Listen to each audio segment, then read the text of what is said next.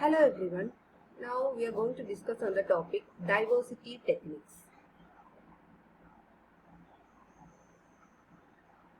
Diversity is a very powerful communication technique that provides wireless link improvements at a very low cost. Okay, it is implemented in many receivers, and one of the receiver implementing diversity technique is a rake receiver, which we will learn it afterwards after this presentation. Diversity actually provides two or more inputs at the receiver so that the fading between these inputs remain uncorrelated. That is, if one radio path undergoes, say there is a multipath always involved, okay, and if one radio path among the multipath undergoes a deep fading, another independent path may have a strong signal at that input. They are uncorrelated. So when we are sending the same signal or through different paths, the probability that all the signals are affected by fading will be very less. Okay, there is a probability that at least in one path we will get an input, we will get a strong input with least fading. So to improve the performance of fading channels, diversity techniques are used. In diversity technique, communication channel is supplied with multiple transmitting and receiving antennas. Okay, because we have to send signal through more than one path. The same signal is sent through more than one path. As a result, the probability that all the replicas of the signal will fade simultaneously is reduced considerably. What does that mean?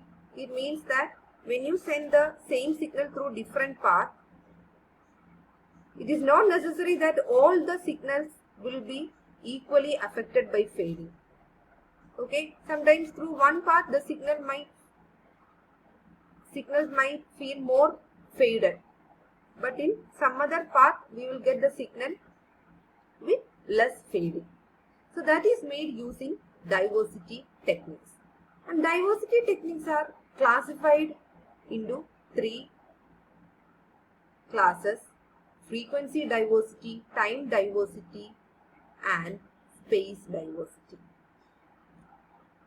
So the first, when we see about frequency diversity, in frequency diversity, the same message signal is transmitted using several carriers, okay, which are placed apart from each other in order to prevent the interference.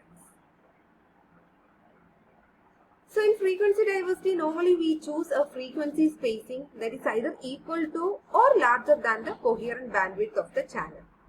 And frequency diversity is implemented by transmitting the same information on more than one carrier frequency. That is said here. In frequency diversity, the same message signal is transmitted using several carriers. What does that mean? Frequency diversity is implemented by transmitting same information on more than one carrier frequency. And the separation, that is another important thing, the separation between the carriers should be at least the coherent bandwidth. It should be either equal to or more than the coherent bandwidth of the channel. Okay, by spacing, frequency spacing, or the separation between the carriers should be like that. So different copies will undergo different fading. Okay, here only one antenna is required. Using one antenna, we send different signal through different frequencies. In time diversity, we repeatedly transmit the information at time spacing that exceeds the coherent time of the channel. The previous method, it was exceeding the coherent bandwidth. So here we repeatedly, in time diversity, we repeatedly send the information at a time spacing which should exceed the coherent time of the channel. That is, the same message signal is sent at different time. and the spacing or the separation between the time slots should be greater than or equal to the coherent time of the channel. And in space diversity, what we are doing? In space diversity, we are using more than one antenna to receive the signal. We are using more than one antenna to receive the signal. So multiple transmitting or receiving antennas or both can be used.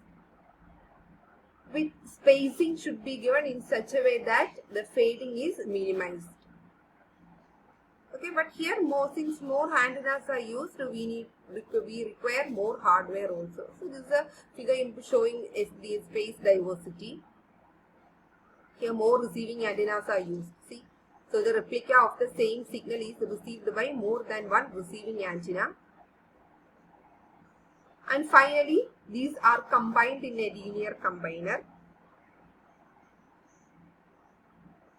And then compared with the threshold value in a decision device. And from there, the transmitted signal is demodulated. Okay, so this is a block diagram showing space diversity.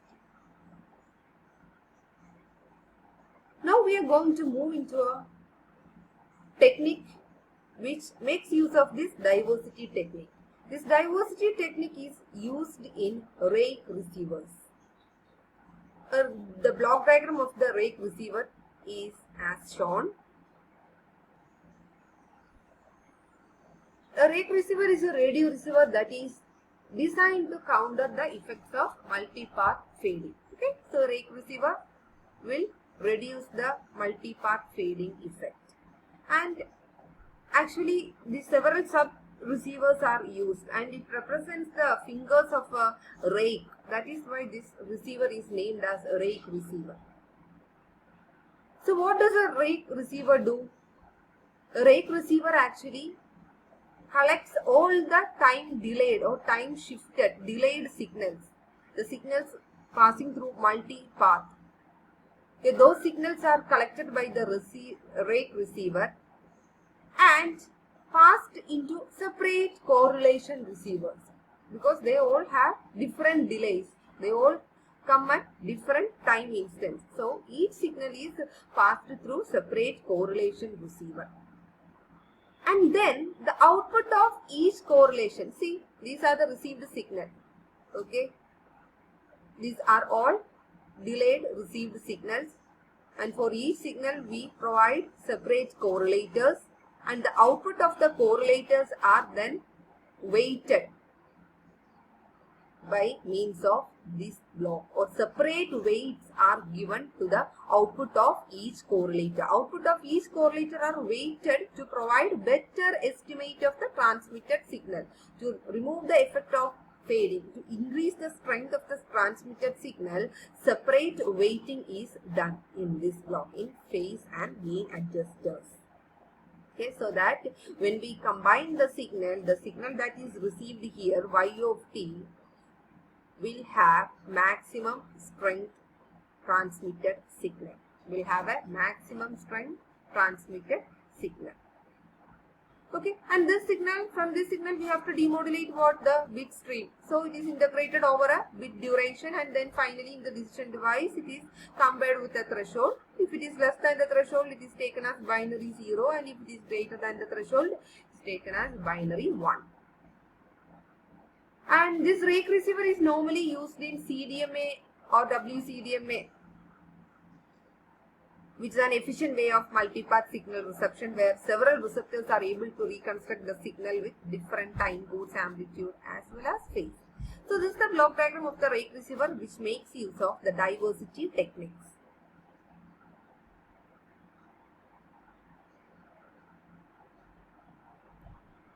Next we are going to the next topic, multiple access techniques.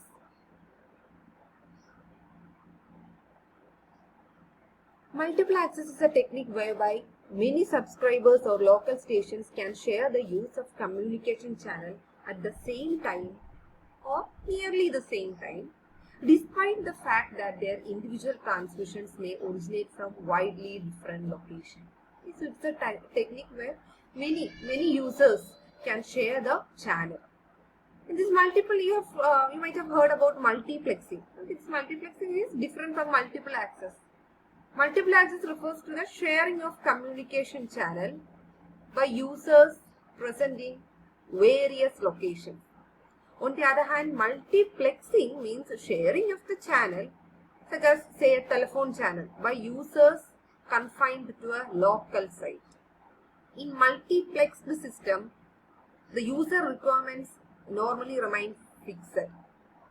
But in multiple access, user requirements can change with time. So that is how you differentiate between multiple access technique and multiplexing. And there are three methods of multiple access: FDMA, GDMA and CDMA.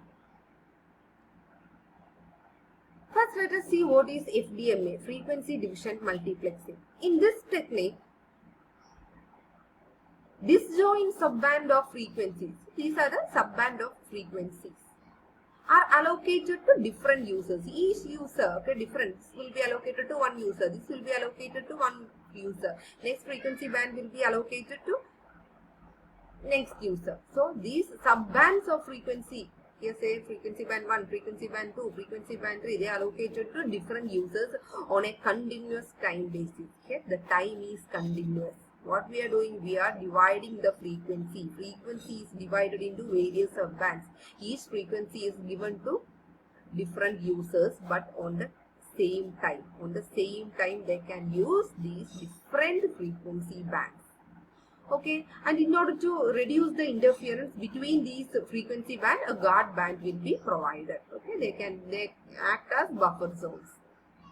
These guard bands are very necessary because otherwise, because of the like we cannot do ideal filtering for separating the different users. So these guard bands, they prevent the interference between the different frequency bands. Then in TDMA, this is the figure demonstrating TDMA. See what is the difference here? Here we have divided the frequency into various subbands. And what we are doing in this figure, we are dividing the time. See, time is divided. Time is getting divided. Frequency remains the same. So here each user is allocated the full spectral occupancy. That means each user can use the entire frequency, but only for a very short duration. Say the time slot 1 is given to the user 1. So the user 1 can use the entire frequency, but only for a small time slot, for this much time slot. Now the next user, he can again use the same frequency band for another time slot. They cannot use the same frequency band at the same time slot. All of them can avail the full spectral occupancy, full frequency, but at different time slot. Time is getting divided, and between the time slot, guard time is provided to prevent the interference. Now in CDMA, see, this is the figure illustrating CDMA. Actually,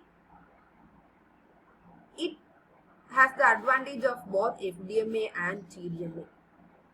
So in CDMA now, actually in time slot 1, user 1 occupies frequency band 1, user 2 occupies frequency band 2, and user 3 occupies frequency band 3, and so on.